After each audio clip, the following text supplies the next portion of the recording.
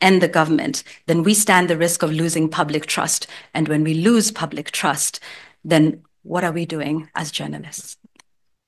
Thank you. The same question, Zubeidah. Trust. How do we build back and maintain it? Yeah, through constructive journalism, telling positive stories, stories that inspire. You know, I remember when we had Gito Pevo and such productions, everybody would rush home to watch. How do we tell stories that appeal to the people, stories that transform them, stories that give them hope, stories that change their lives and who they are? So constructive journalism is one. Accuracy. I'm happy that most newsrooms in the country right now have invested in fact-checking desks. I know we are a bit strained. If we were to strengthen those desks, I'm sure the output will bring back our audiences, who most of them have shifted and went to social media. If we came up with stories that will keep them glued to our screens, accurate stories, verified stories, because in as much as most of them have gone to social media, they will always come back to TV or a legacy media to see what is being told, how these stories are being packaged. So verifying the information, strengthening our fact-checking desks, strengthening investigative journalism so that we keep holding those in power to account. And that is one thing that appeals to people. Everybody right now is talking about the Standard newspaper and the headlines, you know, because they feel that this is the boldness that we've always been looking for. These are the kind of stories that we've always wanted the legacy media to keep telling, you know, the stories that appeal to the people, listening to the ground. What do people want? What conversation do people want to hear or to have with media? And also ensuring that we remember at the end of the day who we are serving. Because sometimes as media, we've been accused of prioritizing commercial interest versus serving the people. So the minute that we create that balance and remember that every day who we are meant to serve is the public, I'm sure we are going to win back the public trust. So it's improving on our productions and ensuring that the stories that we tell are the stories that interest the public. Okay. To you, Zubeidah. Let's switch a little bit and look at the media framework. What legal or structural changes do you think are necessary to safeguard press freedom in the country, if any? What changes do we need to make? We have very many laws in the country that muzzle press freedom.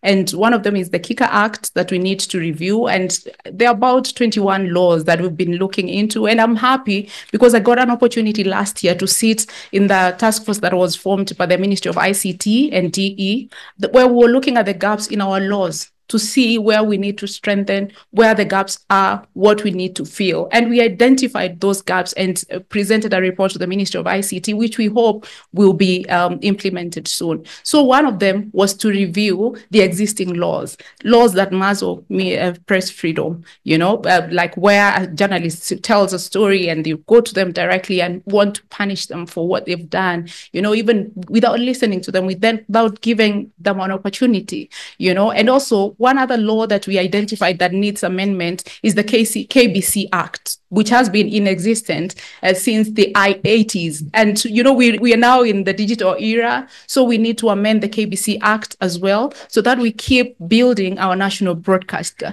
And also the laws around emerging technology. As a country, we don't have laws that govern how we use emerging technologies and AI. So those are some of the areas that we need to strengthen on the legal front so that we keep protecting our space as journalists. Thank you. Yvonne. Yes. The media in Kenya is heavily regulated.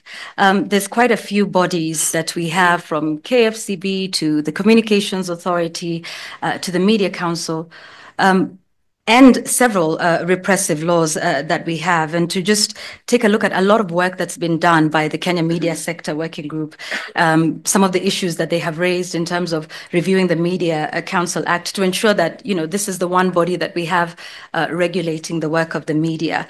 One of the other things I think that we need to do, reviewing these acts, and that is the low-hanging fruit. And I think we need to push and drive a little bit more and drive a little bit faster. work has been done, and that's great. Now, what we need to do going forward is consolidate that. One of the things we talk about in a newsroom is a follow-up story. And if we're being honest, we haven't perhaps done the follow through and the follow-up that we need to do in terms of reviewing these acts, reviewing the MCK Act. When it comes to the Freedom of Information Act, to what extent are we getting benefit from this? We know of the challenges with respect to getting information from the various agencies that we have. Where are we in terms of ensuring that we get this in a timely fashion? And so those are some of the areas that I think we need to take a look at with respect to regulation. I'd like to speak about KBC for a moment, if you give me a chance. KBC is great public broadcaster. When we talk about laws surrounding that, can we talk about the KBC Charter? One of the things in terms of making sure that they are better funded. Before there used to be, when we grew up, there used to be a license for TV. You remember, there was a license for every television set or radio set that you bought. I would be happy to see that KBC Charter brought back in some form or another, because that is what is done in South Africa with SABC. That is what is done that enables the BBC to do their work. And these are things that we need to do to strengthen the role of the public service broadcaster that plays an important role. So there's several roles, legal aspects that we need to take a look at. And my belief is that what we need to do with the ones that we can review, let's do that. Okay. Let's pivot back to the issue of trust again. When we were listening to the vice presidential candidate, he spoke a bit about the influences on media, the pressures on media. In your view, what steps must be taken to protect and strengthen editorial independence in Kenya? It is a big issue, particularly now that we see the attempts at, muzzling media. But I think this is an issue about visionary leadership and deciding the direction in which we take it. The laws are there, but particularly now, issues such as the commercial versus the editorial, that is where we get it. I'd like to speak about the GAA for a moment. We know that that is essentially a tool of oppression that has been instituted by the government to ensure that this is what you are going to say, this is what you're not going to say, and we will withhold these funds. We know when this was instituted, around 2013, the courts have declared it illegal. What have we done with respect to ensuring that those court rules are upheld? Where is the Media Owners Association with this, with respect to this? So these are some of the questions that I think we need to take a look at in terms of the line between commercial and editorial. And that line, by the way, many editors who are watching here and wherever they are know that editors are now facing the commercial question. They're not only concerned with the content, just as, from a pure point of view, but you're also thinking about, the issues of where do we make money and how do we fund the journalism that we're doing.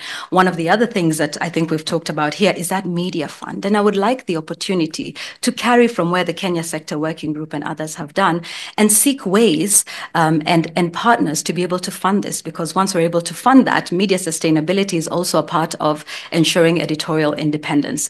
The other thing would be to lead the Kenya Editors Guild in the direction that says we are speaking truth to power. We are the ones who are holding ourselves to better standards. Issues like peer review, we don't have peer review, which is rather interesting. For those of you who are on the WhatsApp group, we do know that there are some topics that are don't touch. We should be in a space where we talk about the standard headlines. How are those framed? What are they doing for us? We can talk about an interview that was had on Citizen Television. These are some of the things that once we start to do in terms of instituting our own independence, where we are regulating ourselves, and that is visible, then that rebuffs everybody else who would like to come in and say, well, you're not regulating yourselves enough. Okay, please, let's stick to the time. Otherwise, we're going to overrun. Zubeidah. In terms of trust, rebuilding trust again, and editorial independence, what needs to be done to ensure that it holds in the media in Kenya? Mm-hmm. So there's projects that we did with Reuters Foundation on the policies that exist in our newsrooms. And what we noted is that currently or in most of our newsrooms, we act as per unwritten policies more than written policies. So one thing that I would appeal to our newsrooms is to come up with policies that govern or guide us in our day-to-day, so that we are able to draw that balance. And I'll give an example. There's a day, it was on, we're marking World Water Day, on a day that we had, or the country experienced mandamano from the opposition. And someone came to the newsroom and said, no, you cannot air that mandamano because that 1 hour has been paid for World Water Day. And what happens in the newsrooms? You're told prioritize commercial over everything else because we have to pay bills. So if we have put in place policies in our newsrooms that govern and draw that line so that everybody knows where not to cross the path, so that we prioritize that person that is watching. Because I remember in an engagement that we had last year, somebody said, you have a 20-minute bulletin and 10 minutes of it is commercial. So are you serving me as an audience? Yes, you're making money, but if you're not giving me my time, I'll go where I'll get all the time that I need. So basically what I'm speaking about is having that balance on commercial. Another question that keeps coming up is on our leadership. Whether they control the kind of content that we air. We need to come out and explain to the public how media works, because most of the time they assume that because, I'll use this as an example, maybe KTN is owned by Gideon, or Masharia at Royal Media wakes up in the morning and tells you, no, air this and don't air this. You know, it's public perception. Many people think that our leadership dictates what we air on a day-to-day. So we need to come out and tell them that we make our own editorial decisions without influence from anyone. Another issue is that many feel that we are influenced by politicians, especially when somebody comes out and says that this media house has taken this political position or this political alignment. That has really injured our public trust. So this is something that we have to look at even as we go to the next election, so that we don't lose our audiences. Thank you. I'm going to switch a bit and take a couple of audience questions. A question from George Nyabuga. With all the technological, financial, and governance dynamics that pertain in the media, where do you see the media in the next 2 years? I believe it is your turn to start first. We have to move fast. You know, I got an opportunity for the last year or so to go to China twice, and we visited their newsrooms, and they've 101% embraced new technology, especially the use of AI. But I feel like as Africa and Kenya, we are still finding our way. We haven't settled yet. We haven't found our grounding, especially on the use of AI and emerging technology. And that's why somebody last year during our convention asked, if somebody publishes a story using ChatGPT, will you punish them, or will you go ahead and publish that story and give them praise? So where are we, even as newsrooms, in the use of emerging tech in storytelling? Have we embraced it? Have we trained our people? As Kenya Editors Guild, we've been training, and the last two conventions, we focused purely on emerging technologies, how we use them to generate revenue for our newsrooms, how do we use them for fact checking. So we need to adapt and move fast, because in Africa, for example, I would think maybe South Africa and Zimbabwe have embraced AI to some extent, because during the last convention, we had a speaker from Zimbabwe who spoke about their new digital employee called Alice. And last year we were told they have another digital employee. But as Kenya, where are we? We are still, yes, we have AI policy, which hasn't been implemented yet. We are still looking at it to figure out where we fit in and so on. So we really need to wake up and move, because AI is no longer new. We are talking about AI today. Tomorrow we might wake up and find another monster in our space. So how do we use the emerging technologies and look at them as an opportunity more than a threat? Because sometimes I feel like journalists look at AI and emerging tech as a threat, technology that has come to take up our jobs. But how do we tap into it to strengthen our newsrooms? Thank you. Yvonne, the same question. With the technological, financial, and governance dynamics, where do you see the media in the next 2 years? It's uncharted territory in many ways. Do we have the answers? Do we know what that's going to look like? On most days, I think it seems like we're living day by day and grappling with some of these challenges that come our way, be it technology, be it financial. AI, like we've said, is a huge question around ethics in journalism. So to what extent are we using this? And to what extent do we then determine that this is something that is the true work of a journalist? With issues like information, misinformation, and disinformation, where are we? The thing about it for me, I think, from a leadership standpoint, would be to continue to speak to various people, professionals in other professional organizations and professional societies, and to hear from members. Yes, AI is here with us. Are we on the table when it comes to that AI charter, for instance, that was launched a couple of days ago in the country? Can we all certainly say that we know where the media will be in 2 years? I'm not sure. Can we create a media and a Kenya Editors Guild that starts to elevate ourselves towards the thinking, towards opening it up for ideas and saying from both seasoned and new editors, let's sit down and talk about it. From both new media, I don't like to call it legacy because it makes me feel old, mainstream media, those in academia, are we creating some of this guild as the think tank that says these are the areas that and the challenges to our industry?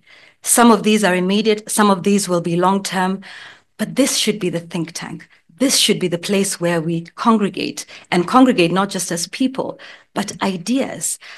I'm not sure I have all the answers, but as a leader, what we do is we use our national convening power and say, let us speak to all of these people and see where this is going. So for me, it's really more about being more consultative and then starting to see what those threats are and how we deal with them, but really gathering ideas and making the guild the center for that. Thank you. To Yvonne again, a question from Anonymous. What do you think of the meetings and photo opportunities with government entities that have been part of discussions in the KEG group and other spaces? What is the position of both candidates on how the Guild interacts or should interact with government entities such as Kenya Power, police, especially when the said entities are united? Linked to scandals?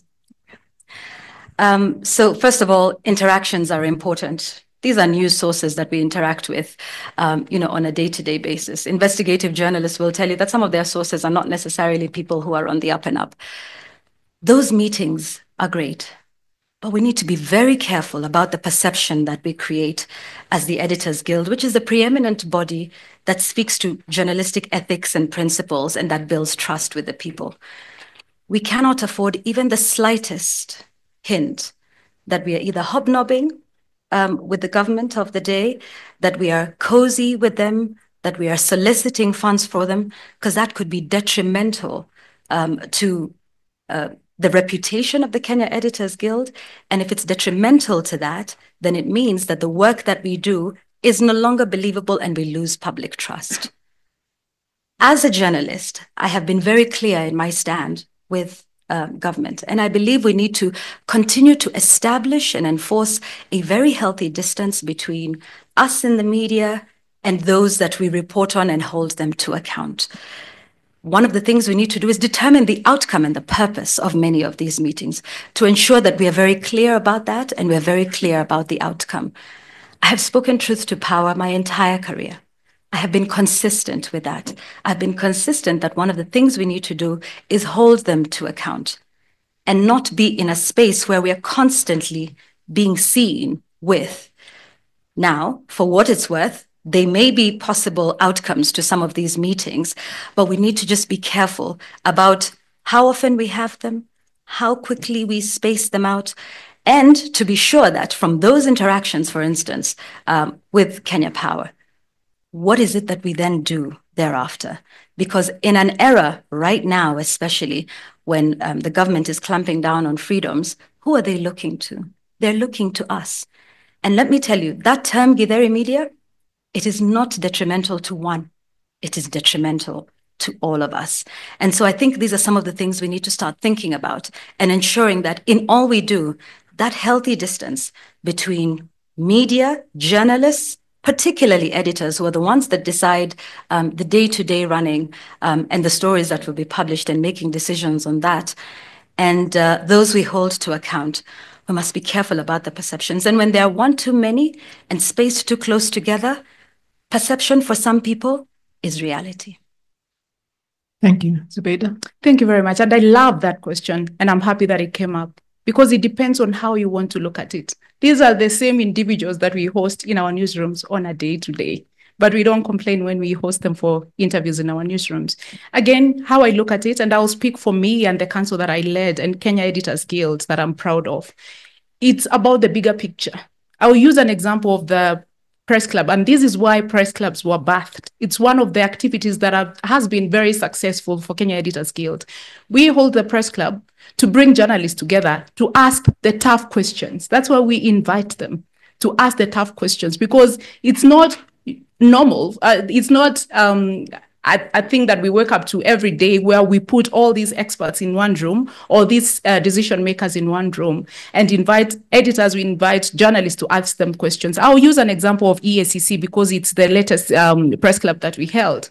And we were discussing resources or asset recovery. And we didn't just look at it as, oh, this is the money that we've recovered and handed over to the government. We looked at it from how does journalism benefit from asset recovered by EACC. And one thing that we agreed on, and we are going to be signing an MOU very soon, is that part of that money goes into training crime reporters and court reporters. And very soon at the School of Government, we're going to have a masterclass where investigative journalists will be trained by experts on forensic reporting, on investigation, on how to report on corruption and so on. I'll go back to another photo session, the meeting that we had with the Ministry of Environment. It is that breakfast meeting that birthed the manual on climate change reporting that is now domiciled at Daystar University. This year, we're going to have a masterclass on climate change reporting. So for me, it's looking at the bigger picture. We've spoken about the police, engaging the police. We cannot run away from it. And this is why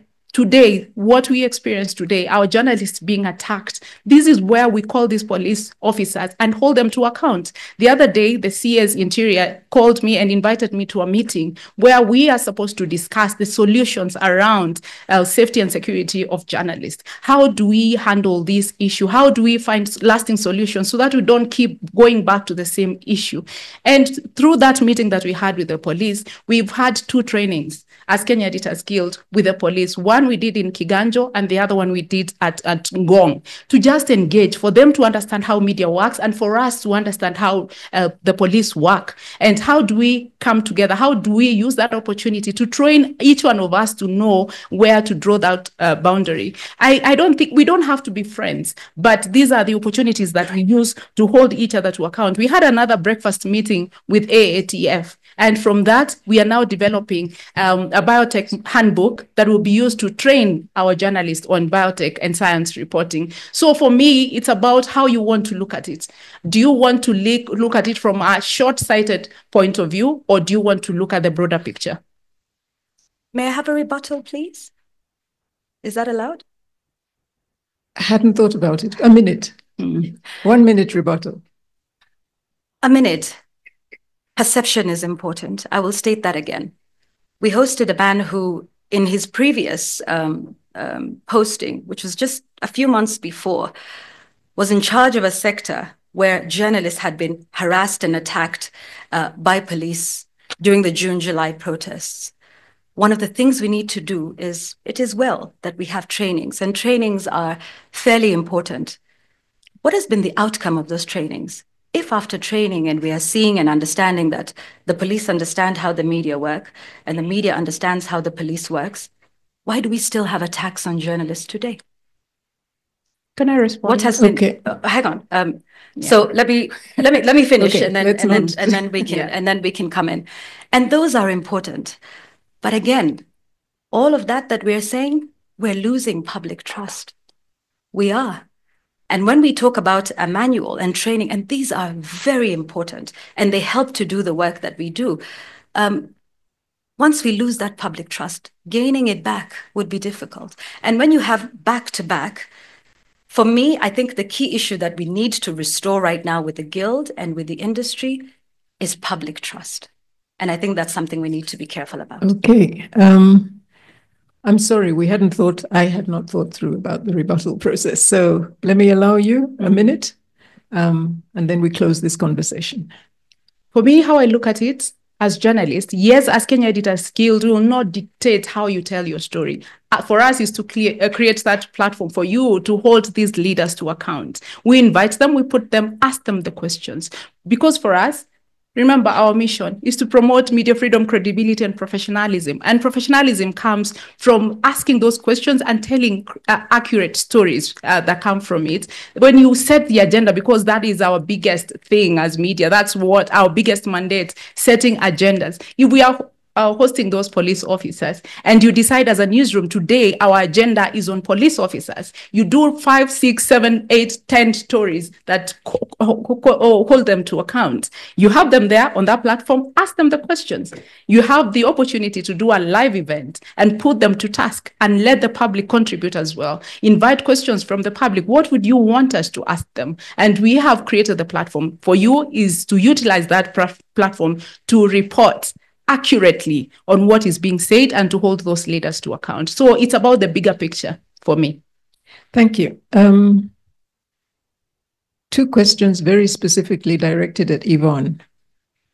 The KEG constitution requires one to be actively involved in KEG activities at least 5 years before they qualify to vie. How do you see your presidency in that light? And the second question is, why now? To the second question, why not now? When we put ourselves up for leadership, we are saying, here I am, and I'm presenting myself. Let me preface that with a little something, and I'll try to do that in 2 minutes. I've been having conversations with fellow editors and fellow journalists over the last couple of months, and it's something that I think came up in the debate previously with Vice President Francis Sopenda. The thing about apathy, right? And I will admit here today that the conversations I've had with some of my colleagues who told me outright, they're not sure they see the relevance of the Guild in their lives. And I have wrestled with the question about whether my voice is relevant in the Guild and where that voice comes in. And I've had that, and I've had these moments, and I've wrestled with that. But at this point, I stood on the sidelines wondering whether that voice is meant to be heard and in what way that it will be. And I know for that, I speak for many editors who are in the Guild, those who are potential members of the Guild. But I've come to the conclusion that this Guild alone will not be served without the work of all of those. And I'm throwing my hat in the ring. I'm starting at the top, I know. And I'm glad that I'm seeing the roles of many others who've started at council level and have moved up the ranks. But Rose, you and the incumbent here and many others here, what is the one thing we tell our children? Go for it. Go for it. Start at the top, start in the middle, start at the bottom, start on the sidelines, start wherever you are. Now, one of the things about it is exactly what I was saying earlier about even what happens within the WhatsApp group. There are some topics, you try to start it and let's be honest, there is apathy. Let's have that conversation. Let's, in fact, preface that with some facts. There are 288 members of the Guild. Only 135 are paid up and therefore eligible to vote. There are more people not voting than those that are, 153. These are the conversations I would like to start to open up at the Guild. And like I said at the beginning, we stand on the shoulders of many of our seniors who have carried the Guild and brought it to where it is. We can no longer continue to have them carry the burden of the Guild on their shoulders. And that is why, under my leadership, I'm hoping we can start to have intergenerational conversations, intergenerational conglomeration of ideas, new versus old, mainstream versus new media. The divisions are many in this guild, county versus Nairobi, one media house versus another. One of the things we need to do is bring the guild together and have one conversation about who we are as editors, one conversation that allows everybody to feel part of the whole because they feel included, because they feel they have enough access, equal access to all opportunities that the guild provides. I am stepping up. It is not the wrong thing to do. And here I am now, and I'm presenting myself. And my hope is that I will be judged based on, one, my reputation, but also based on the ideas that I have. Take a look at the number of contestation of seats. We are the poorer for it that we have many seats that go uncontested. And you know why? Because they're ideas. This right here is the healthiest form of bringing out ideas. The ideas that I'm putting forward, the ideas that she's putting forward, are not ideas that we will take to our homes to benefit ourselves. They're for the guild.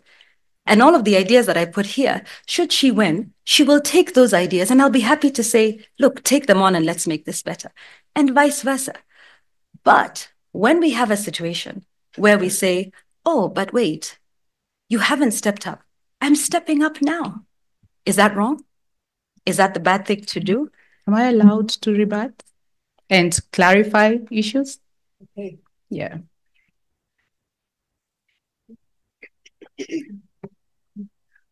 I've gone over time? Yes. Okay, sorry. I'm sorry, we're not communicating very well here. Okay. So, Okay. we're getting back on track. Huh? That's fine. A minute, please. Huh?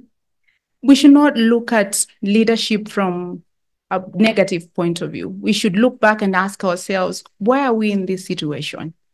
We've done newsroom engagements with our colleagues, and I'll speak as someone who has experienced it all. Media is facing very tough times right now. And that's why we've been engaging as the leadership of the guild to see how to have that turnaround. Because you go to someone, especially the young people, we've recruited so many young people, but somebody tells you, I joined the newsroom the other day.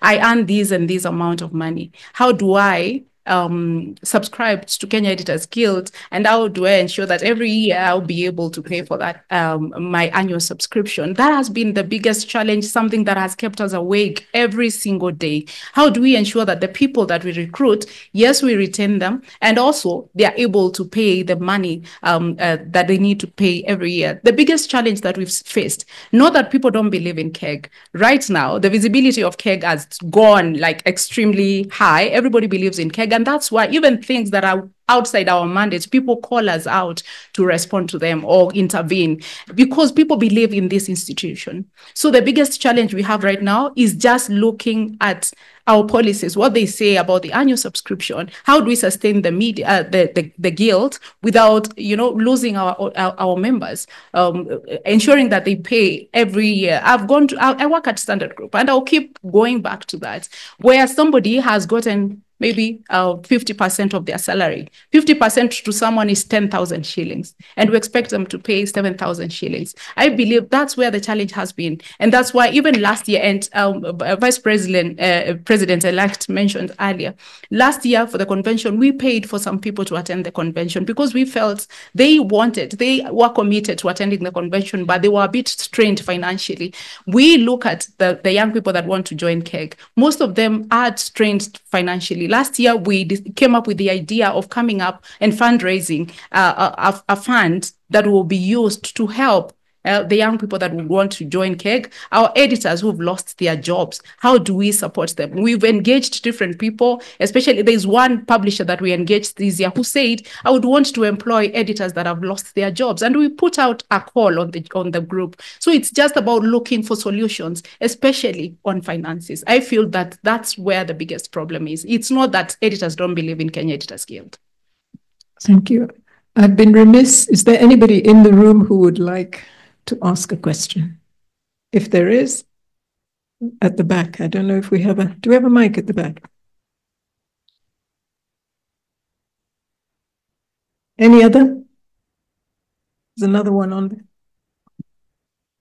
Okay, my name is Francis Mutegi.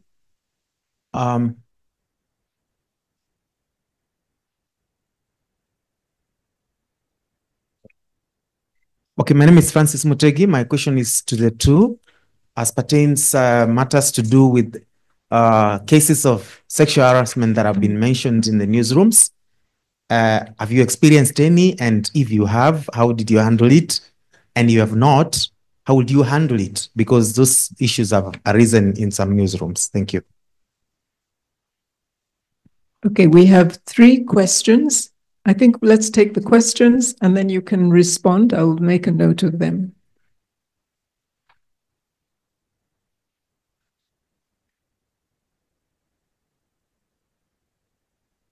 Thank you. My question goes to both candidates. The academia is an integral cog in the mission of the Kenya Editors Guild, and yet they still remain underrepresented when you think about those that come from the academy who are members of the guild.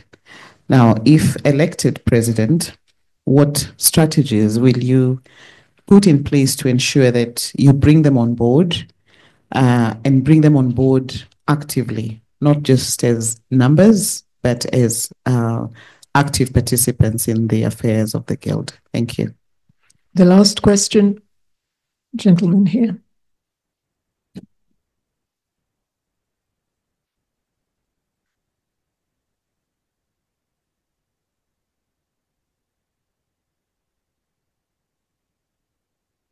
Thank you very much, moderator, and to Yvonne and Zubeidah. This has been very enlightening. I think the voters must be very happy because these are 2 pedigree candidates, very eloquent. And I think my question has been asked by Professor Nancy Buga, but I thought I should get the microphone and just tell you kudos for your performance.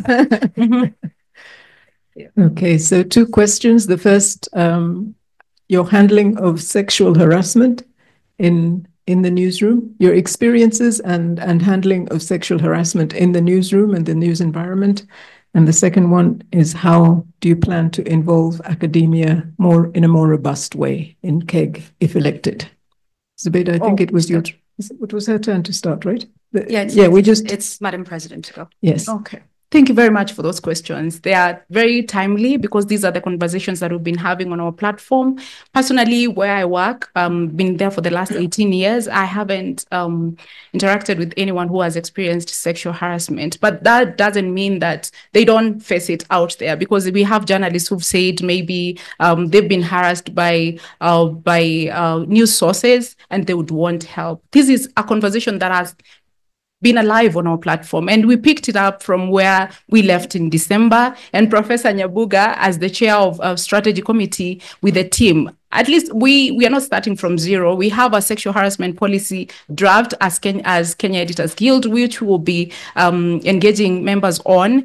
We have planned a conversation here at Aga Khan University where we will invite different stakeholders to give their input into that document. So we've been reviewing it. There's a case that many of our members engaged on and said and tasked Kenya Editors Guild to investigate. And it was brought to the attention of the strategy committee and the ethics committee. And they sat down to look at the comments and the feedback that was given by our members about those individuals that were alleged to have committed sexual harassment on their colleagues. And one challenge that we face is that we didn't get evidence. We were looking forward to people coming out and giving us evidence so that we exhaustively investigate those cases. And that's where I appeal to our members. Please, when you have such issues coming up, please reach out to us and give us even the minutest of evidence that you have so that it helps us in investigations. So please, let's hold each other's hands on that issue.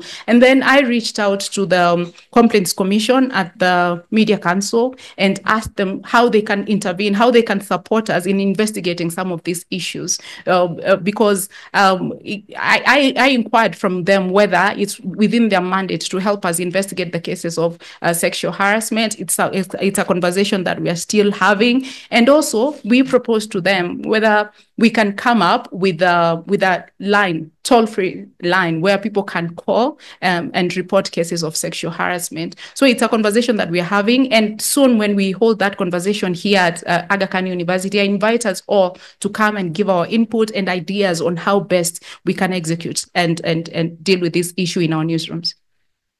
Okay. The one on academia, or the responsible. Just finish and then it's okay. You can just do all one right. of them. Let's just give you 4 minutes then. Yeah. We'll a total. Go ahead. No, don't add 4 minutes. 1 more minute. So, 1 or 2 minutes for the just second one. question. Just one, please. Yes. I'm proud to say last year we signed another MOU with Daystar University. We have partnered with them in hosting our events. Philip Ochieng Memorial is hosted at Daystar University. As I mentioned earlier, this year they are implementing the manual that we developed on climate change reporting is domiciled at Daystar University. We will have a masterclass this year. We've extensively recruited membership from the academia. We involve them, especially when we are having our meetings. The press club, we appeal to them to give us journalists from journalism class to come and attend the class, the events, get the experience, learn and interact with our editors to learn on the job so that they publish. I said earlier that I used to report when I was in school. So we want to give them that opportunity to mentor them, to be able to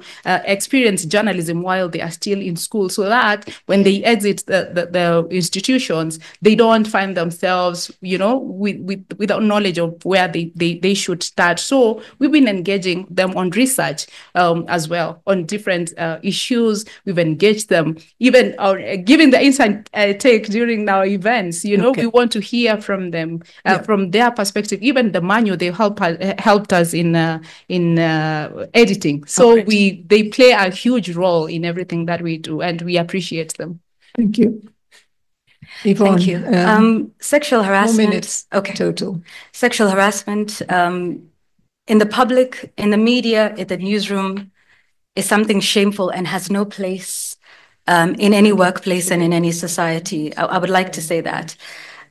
With respect to whether we are able to investigate some of these cases, I'm not sure we have the capacity or perhaps even the mandate to do that. And that is why issues of evidence might end up being difficult. For me, I think the one thing that I would propose for, we can create that draft, like you're saying, Madam President, and move that further along. But I think we need to condemn it in any shape or form or any space. And we need to speak out and be very clear that there is no place for that amongst editors, particularly amongst those within the Guild. But one of the things we can start to do is focus on education, developing the relationship even with the judiciary to enable us perhaps find a way of promoting both awareness and ensuring swiftness of justice for these cases, where we're able to enable safe spaces. I know we've talked about evidence, getting that would be difficult, and it is, because many of those who feel that they've been harassed will be difficult to give evidence. But for me, I think it would be to ensure that we have swiftness of justice, because this is a crime. Beyond a matter of ethics, this is criminal. And it would be one of the things to help facilitate that process with the investigative authorities and with members of the judiciary. As regarding academia, one of the things I think I talked about earlier, perhaps is having members of academia help us with this matter of peer review. I think we need to be robust and have conversations about the work that we do, and to do it without emotion. Now, it's difficult because we are tied to our work. We're very attached to the pieces of work that we produce, we publish, and we broadcast. But why not have maybe quarterly, where we say we're going to review interviews that are done on television, and be rather specific. And one of the ways we can do is get members of academia to do some sort of analysis of these stories. So take a look at their reception, with members of the public. How do they, perform, for instance, on social media platforms and even on the mainstream platforms? And then to convene us into having an open and honest discussion that says, where are we? How are we reporting? What do our interviews on television look like? The issues that we're talking about here, the people who run the radio station shows in the morning. So we talk about it, but do we really have a moment where we sit down and critique ourselves and critique each other. I believe members of the academia would be very important to do that. And I believe it's also important to open up and make that as varied as possible.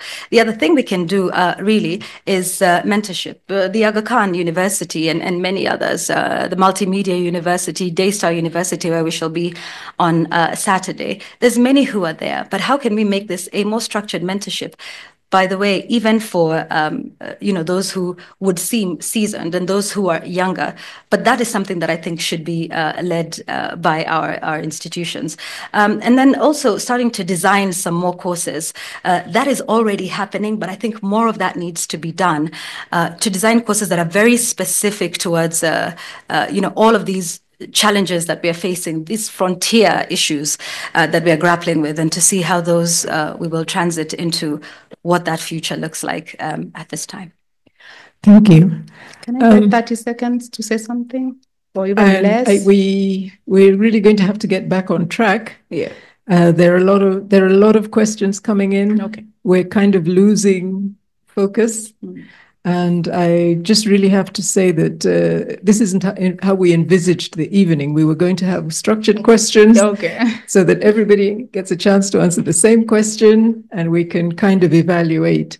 So those online questions, we've received them here. We may not have to get, we will not have time to get to all of the questions. It's a very popular conversation, but I think we need to go back to the format that we had before. So let's get to your thinking about the sector and what needs to be done. A key question that we've come back to again and again is the sustainability of media. Can we hear in 2 minutes your thoughts on what do you think? Do you have ideas about modeling the media models that might work, and how do we go about arriving at sustainable model? Of course, this is a nebulous question, So we're just asking for your opinion on this. Is that me? Yvonne, okay, sorry. All right. Okay, no problem. When we talk about media sustainability, and I think we've already talked about the establishment of that media fund, for me, I think it's just to accelerate with where we're going with that, because I think the big elephant in the room is how to fund this media fund. We've heard about the work with the EACC and some of the money that is coming in, and some of those funds that are coming in from the recovery assets. I think those should go to not just training, but to funding media operations and telling stories.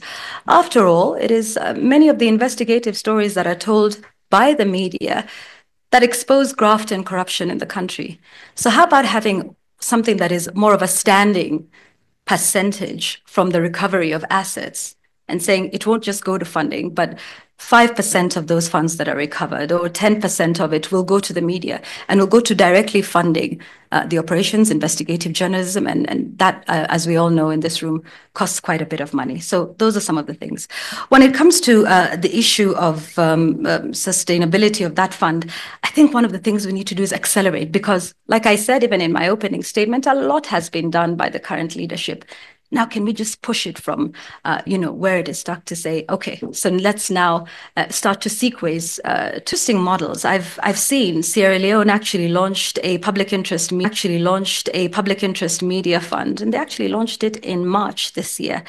And that was interesting in terms of, so those are some of the models I think we would seek to take a look at and see how those have worked. So first of all, it's accelerating that. It's the other issue of perhaps lobbying with our parliamentarians with respect to big tech. And the thing is, we have seen it being done before. So this is something, these are quick wins and these are low-hanging fruits from areas that we've seen. New Zealand, Australia now have laws that are compelling big tech because of all the content that they take from media and commercially benefit from that. So how do we do that? The other thing I think I'd like to talk about as well is sustainability of the Guild. This is the issue we've been talking about. Now, there have been solutions we've heard about, perhaps on an ad hoc basis or one-on-one, where we say there are certain people who are unable to pay their membership fees. Look, we're dealing in an environment where media incomes are threatened. They're not as high as they should be. People are being retrenched. In fact, we know there's a retrenchment cycle from one of the media houses that is coming soon. Yes, we have done some good work with the subscriptions, but we need to go beyond subscriptions, because the sustainability of the Guild is also important for the sustainability of the media. 20,000 was what it used to cost to go to the annual convention. It's now 30,000. If we think the 7,000 every year for member subscription is difficult, imagine the annual convention. What more can we do in terms of partnerships that then generally subsidizes this cost, so that we're not saying that we're doing it on a one-on-one and need basis? One of the things that I think we need to start doing with the Guild is elevating ourselves so that we move more from the operational level to the strategic and visionary point. So we should start saying, how do we make our annual conventions perhaps more affordable and accessible to all? We have wonderful and powerful convening power. We're a national body. We can find more partners that are able to work with us into the work that we do, so that we say it's not a need basis. It's not 1, 2, 3, 4 people, but we're saying that we're making this subsidized for everybody, that we're saying that to fund our operations, we need to find like-minded partners, even for the Guild, to the extent that we are not solely dependent or wholly dependent, or to a large extent dependent on subscriptions. There's been some great work that has been done. I acknowledge that. We've heard about the Reserve Fund and the work that has been done there, but certainly more needs to be done with all of these partners that we meet. And maybe that's where we need to start thinking strategically about the press clubs and, you know, the people that we meet.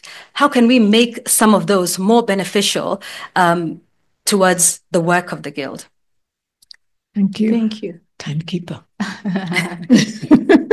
But I should also be given as long as I don't time. let the bell ring.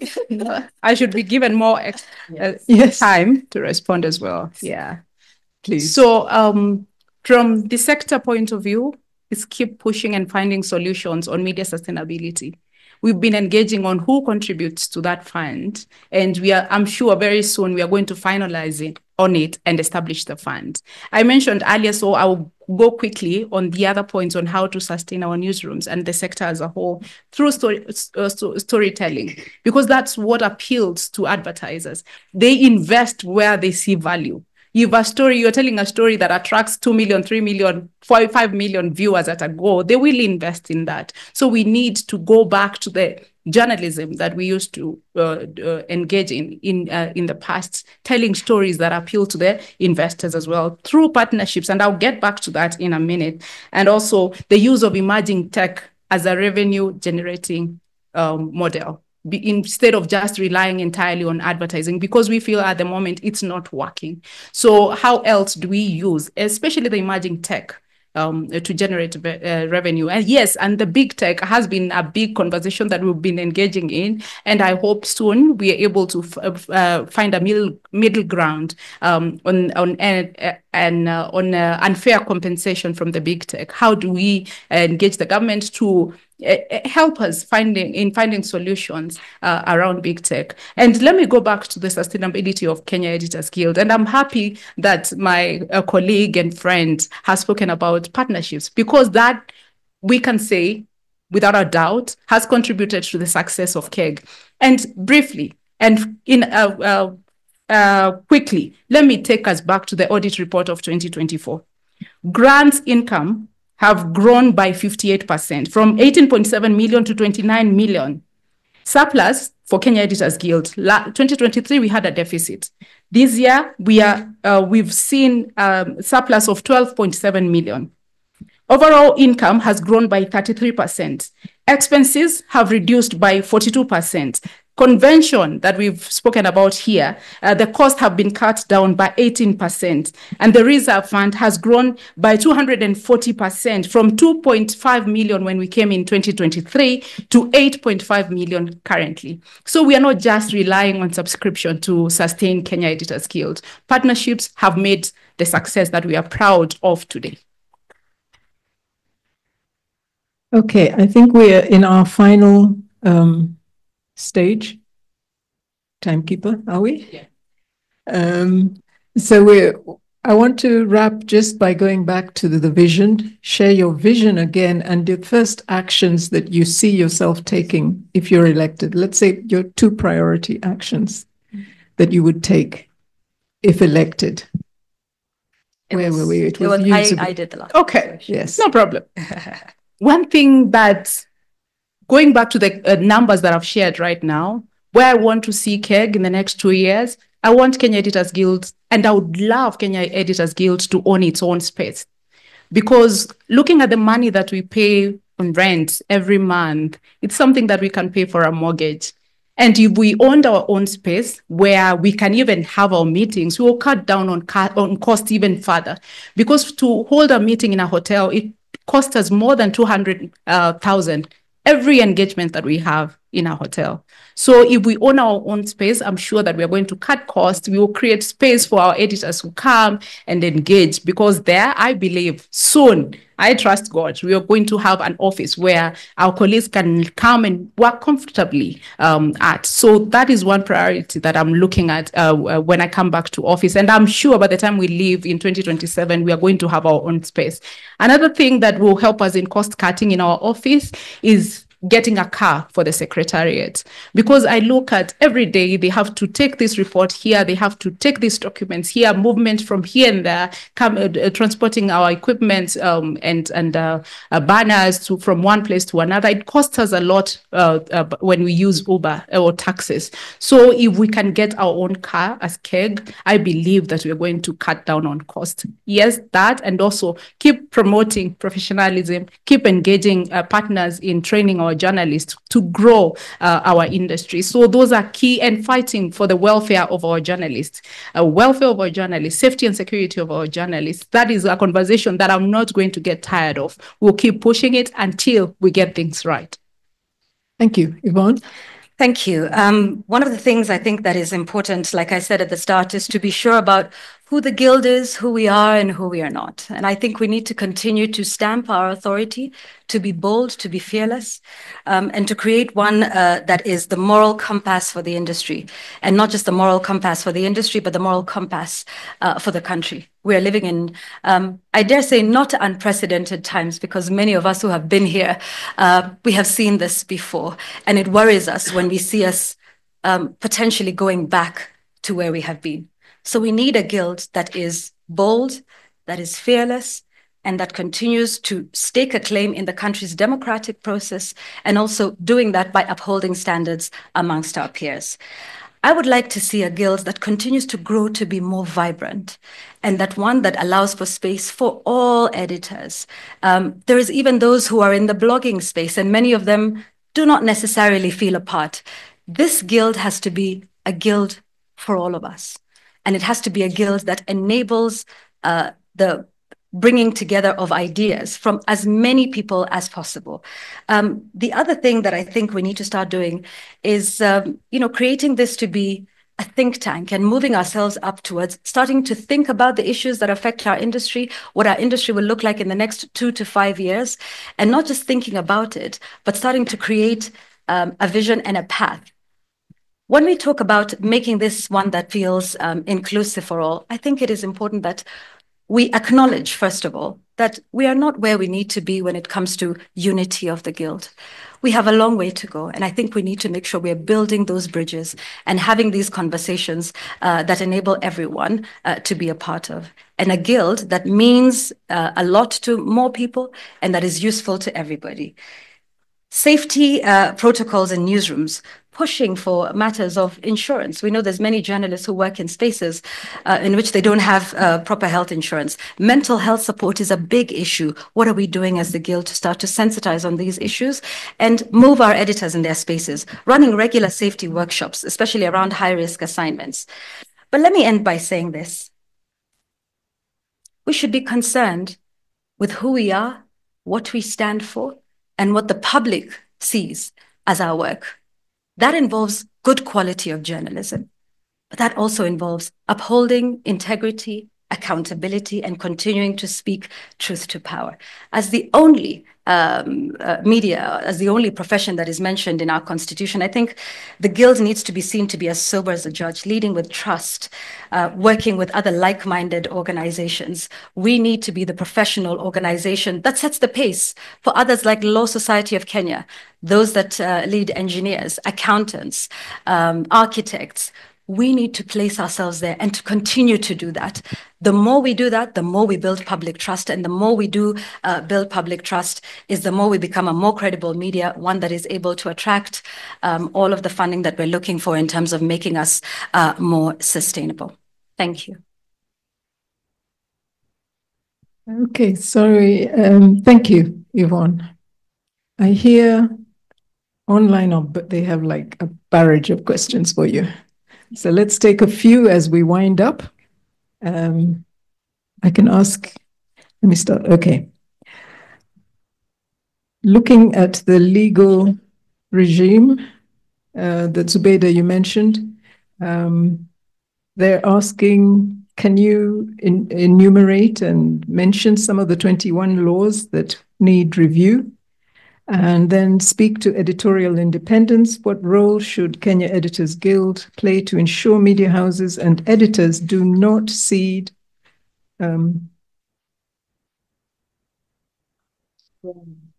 ground due to commercial and ownership interference? Sorry, let me get that again. And that is from Roslyn Obala. What did she ask? This is the question I'm asking. The first, can you mention some of the laws that need to be reviewed?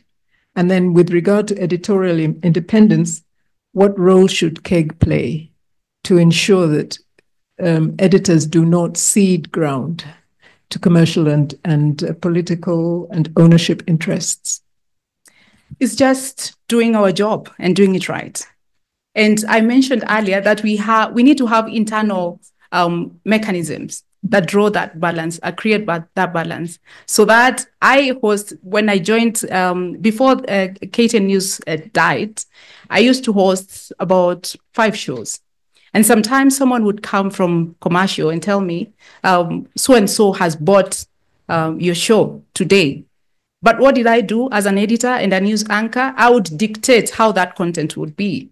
Somebody will not come and tell me, ask this question and that question, because at the end of the day, I ask myself, so what? You're having that conversation. What does it mean to that viewer who is watching you today? How does it impact them? Yes, somebody has come to speak about the projects that they're doing. I bring them down to Mwananchi. What does Mwananchi say about it? So it's about how the kind of policies that we put in place, the mechanisms, and also speaking to the editorial department, having that conversation and coming to a solution. Like when you're going to sell this kind of content, please make sure that it serves the public. Make sure that it serves our audiences, because we don't want to have a show where people are just coming to sell their agenda and taking it away from what we do on a day-to-day, the service that we've committed to have for the people, So at the end of the day, it's just having that balance, creating that balance to ensure that commercials don't take over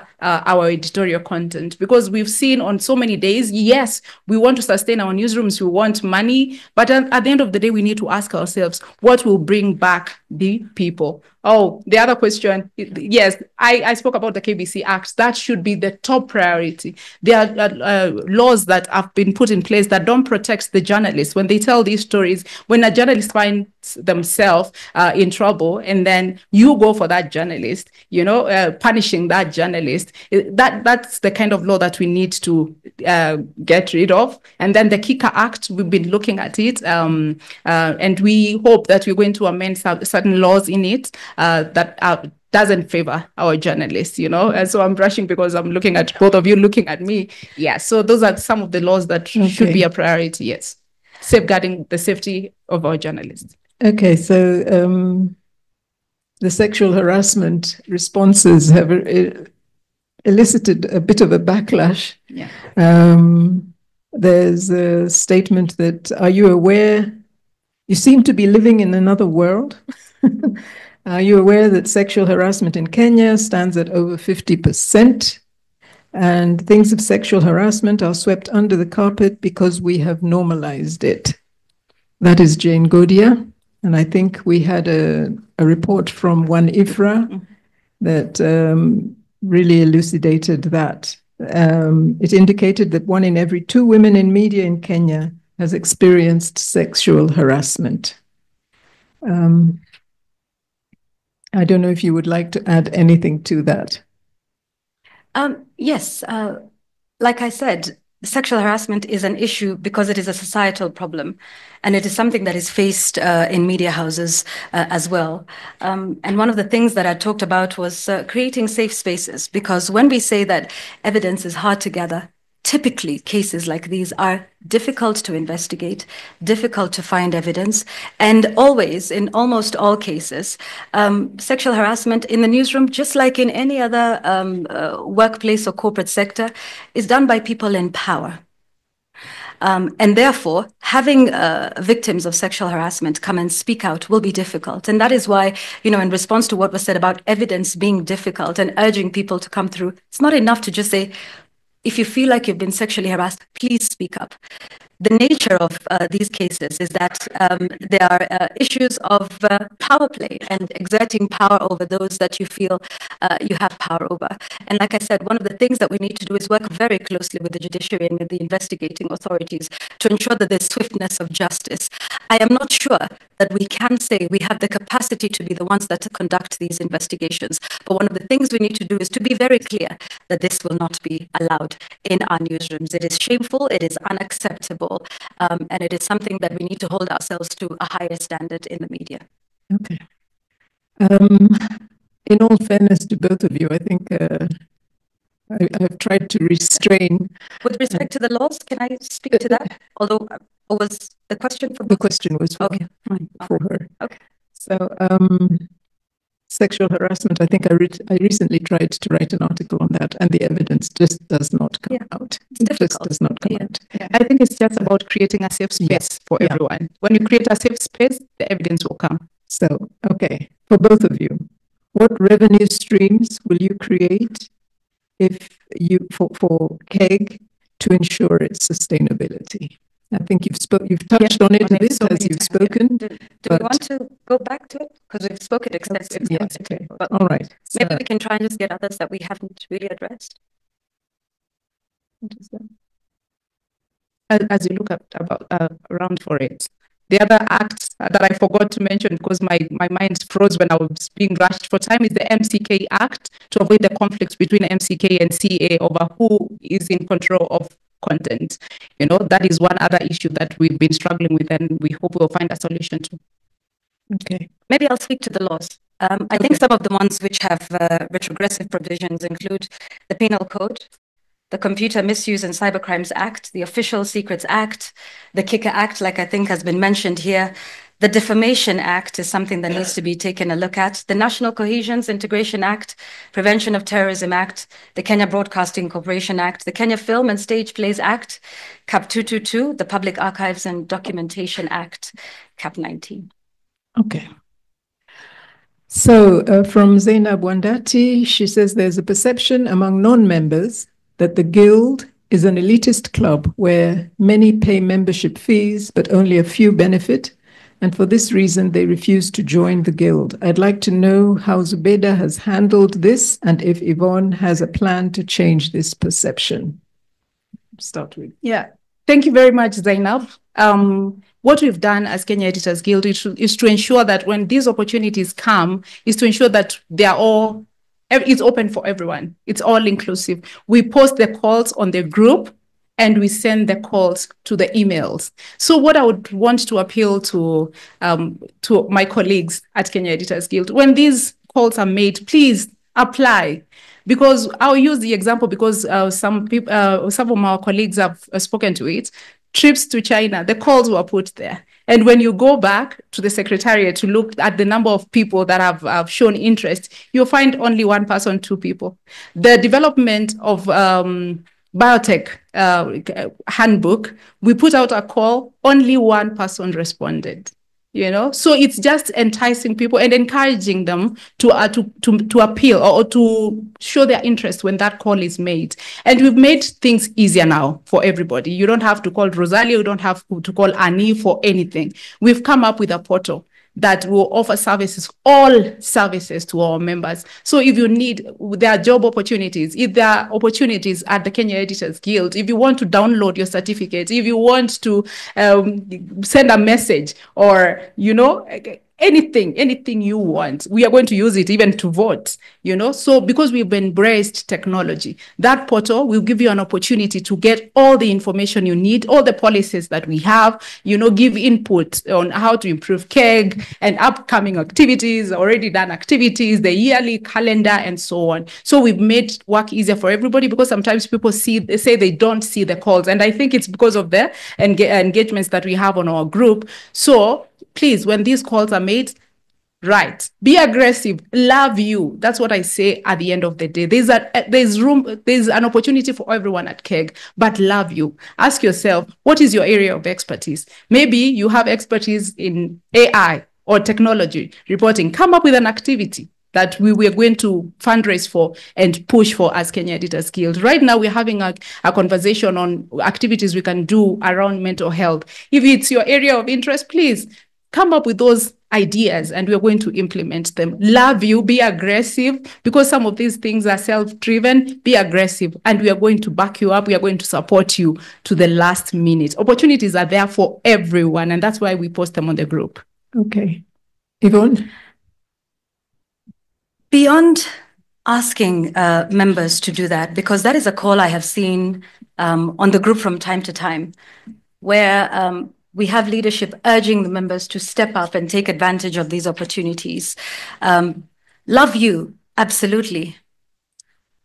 But maybe we need to start by doing two things. One is to truly acknowledge that this is a challenge. And once we can start to do that, maybe we can stop to ask ourselves why many of these calls are not heeded. Why aren't they interested? Because these are journalists in their own right. And I think we need to start being reflective and perhaps start to be honest with ourselves about where we are with respect to membership. For me, I think it is to start to listen to the members. Listen to the ones who say, I don't feel like the guild is for me. Can we sit with them and ask them why they feel that way? Can we get an understanding of where this apathy is coming from? Because like Madam President has said, it is real, and she attests to that you would put out a call, maybe one person, maybe none will respond. Why? And this is one of the things that I promise to do, which is one, be consultative and be listening, and to understand what the issues are and to start to address them. Could it be that maybe some of these courses they don't feel are relevant? Can we go back to them and say, what do you want to see? What do you think will be beneficial to you in terms of personal career development and where the industry is going? For me, I think it would be to, one, acknowledge that we have a challenge, and then two, sit down and hear back from members rather than say, we've put out these calls, we have these courses, because there is something that is happening there. And I think we need to listen and understand and seek understanding before we move forward with this issue. And that's one of the things that I promise to do. And please, because my name has been mentioned, I need to respond in 30 seconds. Yes. We have been doing that. If you've been following, we have been doing newsroom engagements. And that's why we took the conversation to the ground, to listen to the people, to engage them and ask them, how can we serve you better? But yet, can I finish? And others are still not happy. So there must be something we must change. The conversation started in January. We are yet to sample to see whether it's working or not. Okay. So we are still engaging the people on the ground. And that's how we are recruiting even the young people, listening to them, telling them about what KEG is, because we got to understand that many people, especially the new one, don't know what KEG is and what is in it for them. That's why we took the conversations to the ground, to the people, to engage them, to listen to them, and better KEG for the future. Okay. We're finishing with one last question. The brown envelopes. The media has gained a reputation. It used to be just in the, in the rural areas, but now the reputation is that even in the media houses, even among editors, the brown envelope rules, and you just pay for what you want, what you want to air, what you want published. What will you do to address both the practice and the perception that the media is basically corrupt? Media in Kenya is corrupt, and we hear a lot of politicians just actually amplifying that message, Githeri Media, Sijui, all these names that they throw. Much as we say sometimes it is part of the disinformation, there is a very real, and I think John Allen Namu shared a video actually the other day, yes, of journalists actually fighting for I saw that, a handout. So what will you do to end this practice? Who is going? Who's it? I'll start with Yvonne. All right. So in terms of practice, this is something that, and listen, we can remunerate as well as we want to, but this is not an issue of remuneration. This is clearly a vice that is there. It needs to be stamped out. It needs to be completely rooted out of what we are. I think one of the ways that we do that is to start to ensure that as the Guild, we are speaking out against it. We need to have an internal mechanism where we even speak to our members and say, there's been some of these issues. And some of those things include that peer review mechanism, where we can even start to say, but, we heard that this story is, we hear that all the time, that this interview was paid for. These interviews, these sets of interviews are usually influenced. So let's start to be more robust with our internal criticism and our internal critique, rather, of where we are, our content, and doing that in a very honest space, because we aren't perhaps as honest with ourselves as we need to be. So those are some of the things that would help stamp out the practice when we know that even internally, the work that we do would be subject to our own internal scrutiny. And I think that is something that needs to happen in terms of practice with respect to editors, and perhaps even something within the Editors Guild, because we are the editors who are working in the newsrooms and who are accused of the same. So we bring that reputation to the Editors Guild as well. With respect to perception, I will say this because I think I said it before. We as the Guild should really be concerned with the perception that we might create when we entertain public and key actors on certain platforms. We must be keen about who we entertain, the timing of it, and the message. We need to be able to elevate ourselves and be the fourth estate and the fourth arm of government that says this is not something that will be entertained within our spaces. And I do believe the issue of perception is great, because it is also difficult to prove that money changed hands. But there is certain perceptions and there are certain things that are seen. And let me tell you, perception can hurt you even more than any fact that can be proven, for instance, in a court of law. So one of the things that I think, and I've said this and I know I will say it again, we need to be the moral compass of the industry and we need to elevate that. And I think also the work that we do, the consistency of our work and our perception and our own reputational agenda is there. And this needs to be something that is visionary. Perhaps we can even start to say, yes, that we will not entertain so and so and so and so until we start to get guarantees, for instance, of safety for our journalists, of access to information and the right to that. But this is something that we need to stand tall and be very clear and categorical about. Okay. Thank you very much. I'll pick it from where she left. And the decision to host anyone at Kenya Editors Guild is not made by the council. It's not made by the president. That's why we have committees that are involved in planning for activities for members. We have the ethics committee that scrutinizes everybody that we engage with, including partners.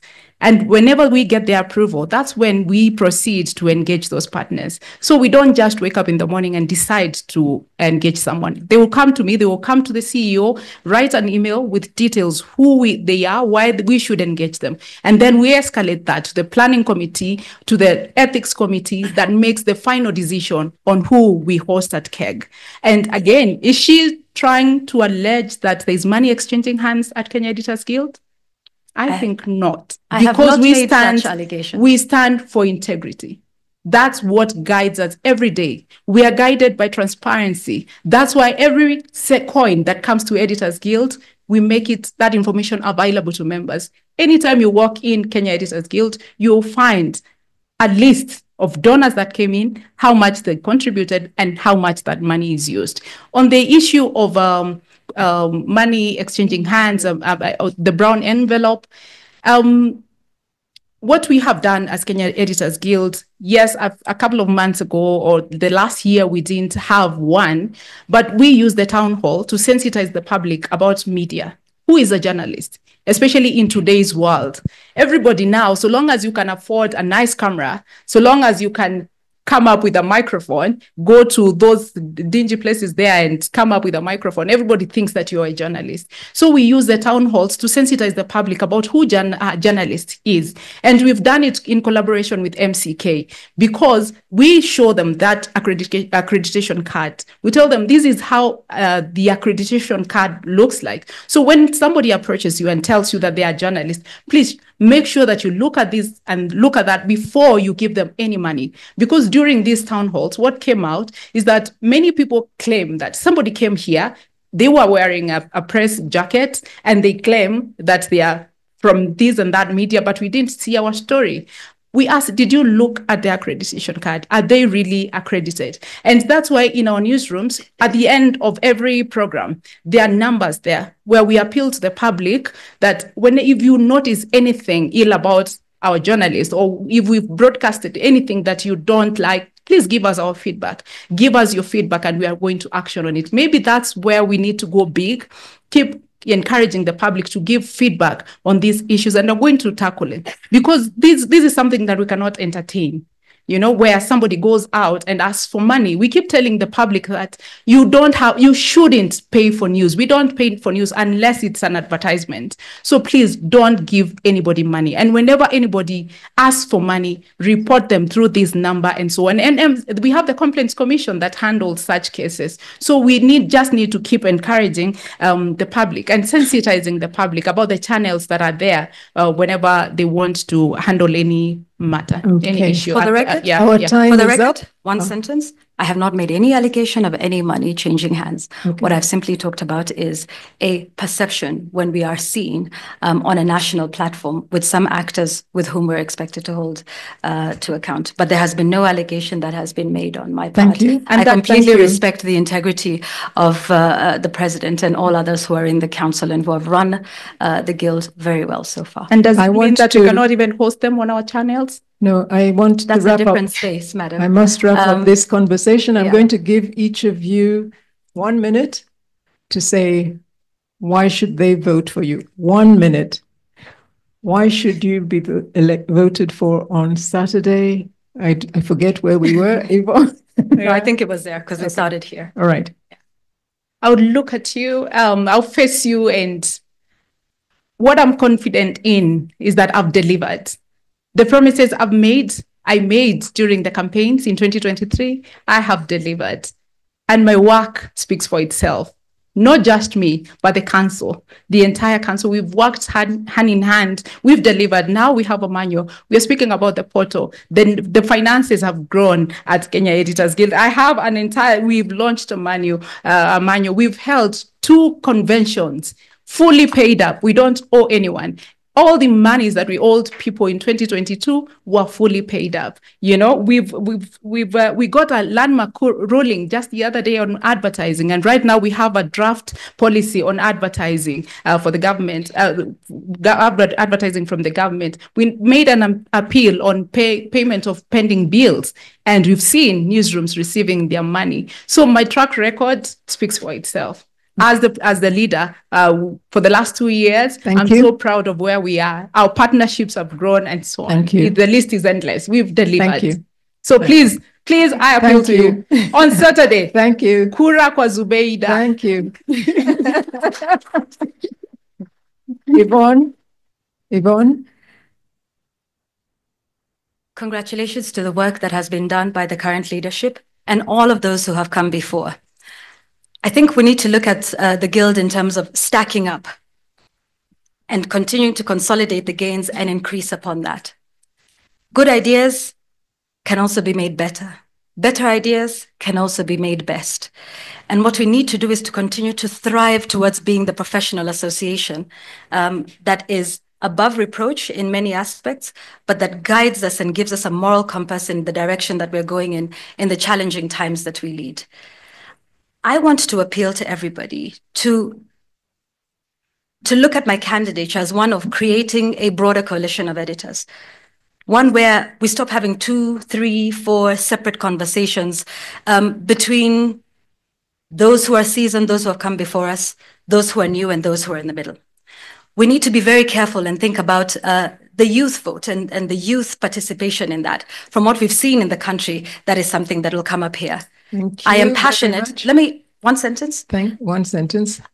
I am passionate about and have been consistent about leading with heart, leading with values, leading with integrity. Everybody knows that I'm passionate about that work and speaking truth to power and elevating us to having conversations that take us into the next frontier. So I humbly ask for this vote.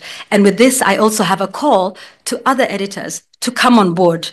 Let's not sit on the sidelines. Thank you. Let's join in. Thank you very much.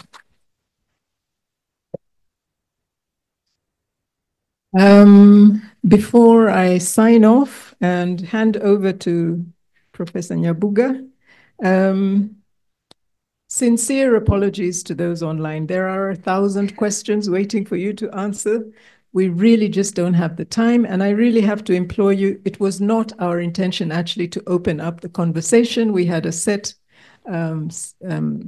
list of questions, and we were going to give you the equal time to answer the same question so that there was balance. But we have appreciated the input. I think it has added another dynamic and has given a very robustness to the conversation we've had.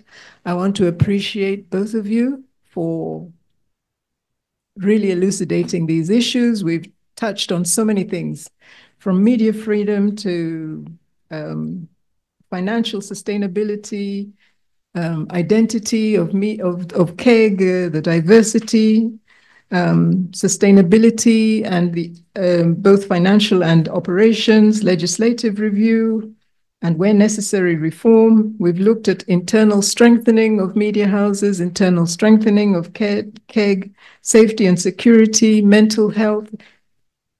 It's really a really wide array of issues that KEG is called to handle. I think you've elucidated your intentions very clearly, and I think it's time to hand over to the voters. Wishing you very well on Saturday, both of you. Thank you for really informing us well tonight.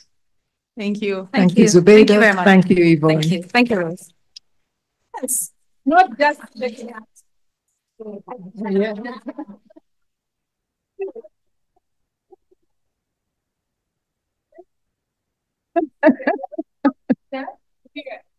Yeah.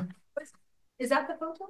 Yeah. And I remind you, much as we have put them on the floor today, these guys have put the president on the floor before. The president of the country. Yes.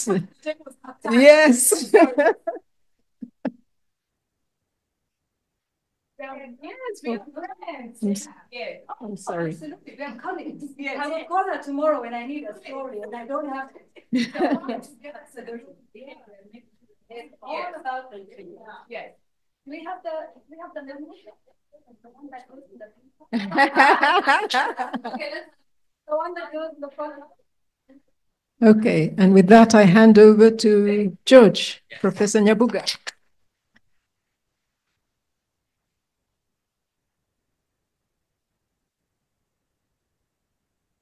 Thank you very much. This has been very, very, very wonderful. And thanks to the brilliant team at AKU. I think they've done a very wonderful job. And perhaps I'll ask the team to stand up so that we can acknowledge them all the way from Marion, Sunday, who else? Of course, the Dean, Dan, Hamed, Liz, Paul, who else? Simon, Wesley, Who else is?